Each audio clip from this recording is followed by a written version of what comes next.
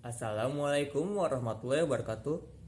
Halo teman-teman semua dan Bapak dosen saya hormati, yakni Bapak Abdullah Mubarak, SEMSI. Semoga kita semua dalam keadaan sehat dan jangan lupa untuk bahagia. Puji syukur kita panjatkan kepada Tuhan Yang Maha Esa dan tidak lupa salawat serta salam kita kepada Baginda Nabi besar Muhammad Sallallahu Alaihi Wasallam. Baik, kami dari kelompok 2 yang terdiri dari saya Rahmat Akbar, panggil saja Kak Rahmat. Selanjutnya ada Aprilia Dewanti, panggil saja Kak April.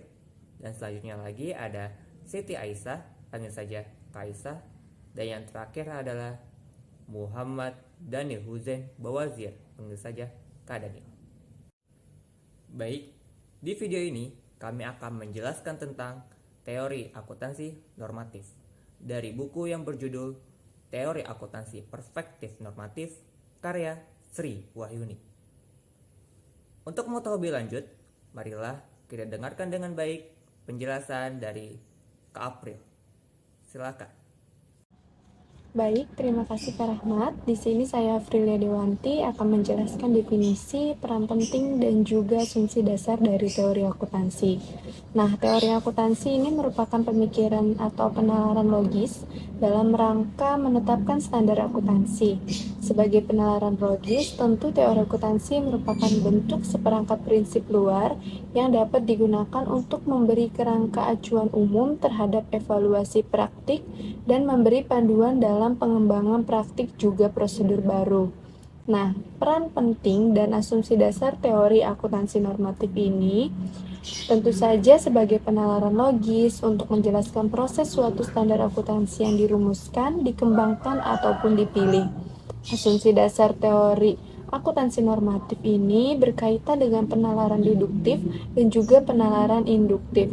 Penalaran deduktif adalah proses penyimpulan pernyataan umum ke pernyataan khusus, sedangkan penalaran induktif adalah proses penyimpulan dari pernyataan khusus ke pernyataan umum yang merupakan generalisasi.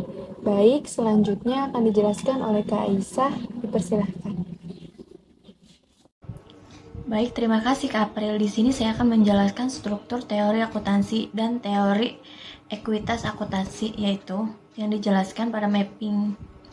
Yang pertama, tujuan statement keuangan adalah menyediakan informasi yang bermanfaat bagi pemakai khusus investor dan kreditur.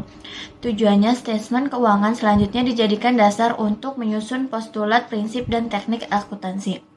Yang kedua, postulat akuntansi merupakan pernyataan yang tidak perlu dibuktikan karenanya sesuai dengan tujuan statement keuangan dan menggambarkan lingkungan ekonomi, sosial, politik, dan hukum tempat akuntansi beroperasi. Adapun konsep-konsep teoretikal akuntansi merupakan pernyataan yang tidak perlu dibuktikan secara umum atau disebut sebagai aksioma karena sesuai dengan tujuan statement keuangan. Konsep-konsep teori akuntansi menggambarkan sifat entitas akuntansi dalam suatu perekonomian yang bebas dan ditandai oleh hak milik atas suatu kekayaan. Adapun prinsip-prinsip akuntansi adalah keputusan umum yang diturunkan dari tujuan statement keuangan dan konsep-konsep teoretikal akuntansi. Yang keempat, teknik akuntansi merupakan langkah terakhir dalam struktur teori akuntansi, berperan sebagai jembatan yang menghubungkan konsep teori dengan penyajian informasi yang bermanfaat bagi berbagai pihak. Adapun teori akuntansi yang pertama itu teori kepemilikan atau properti. Bisa disebut yang kedua, adapun teori entitas, adapun teori residual, adapun teori dana, adapun teori komando adalah baik. Selanjutnya akan dijelaskan oleh Kak Aisyah. Baik, terima kasih Kak Aisyah. Di sini saya akan menjelaskan tentang perkembangan perubahan pendekatan normatif dan kelemahan teori akuntansi normatif. Perkembangan perubahan pendekatan normatif, poin pertama yaitu beragam pandangan, konsep, dan prinsip-prinsip akuntansi yang telah banyak didiskusikan sebelumnya, menunjukkan adanya perkembangan teori akuntansi yang mengalami perubahan dari waktu ke waktu. Yang kedua, yaitu berawal dari perkembangan definisi, tujuan, konsep dasar, dan semakin kompleksnya pemikiran para ahli akuntansi memberikan warna baru dalam perkembangan pemikiran para ahli. Dan selanjutnya, laporan keuangan bukan menjadi akhir dari sebuah proses akuntansi. Namun lebih dari itu, laporan keuangan dimaksudkan untuk menyajikan informasi yang berguna bagi pembuatan keputusan bisnis dan keputusan ekonomis. Poin yang kedua yaitu kelemahan teori akuntansi normatif. Poin pertama yaitu pendekatan normatif tidak dapat menghasilkan teori akuntansi yang siap diimplementasikan dalam praktek-praktek akuntansi. Poin kedua yaitu pendekatan normatif tidak mampu menguji teori secara empiris.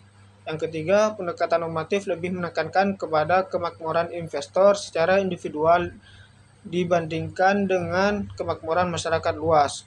Poin keempat, pendekatan normatif tidak mendorong terjadinya alokasi sumber daya ekonomi secara optimal di pasar modal.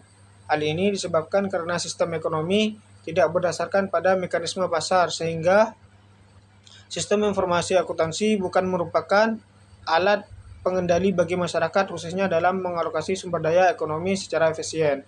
Selanjutnya, yaitu poin 5, pendekatan normatif menekankan preskripsi dan tidak terkait dengan pengujian empiris siptosis yang mendasari preskripsi tersebut. Selanjutnya, saya akan kembalikan lagi kepada Kak Rahmat. Baik, terima kasih Kak Daniel. Jadi, seperti itu ya teman-teman. Untuk kesimpulannya, kalian bisa baca dan post video ini.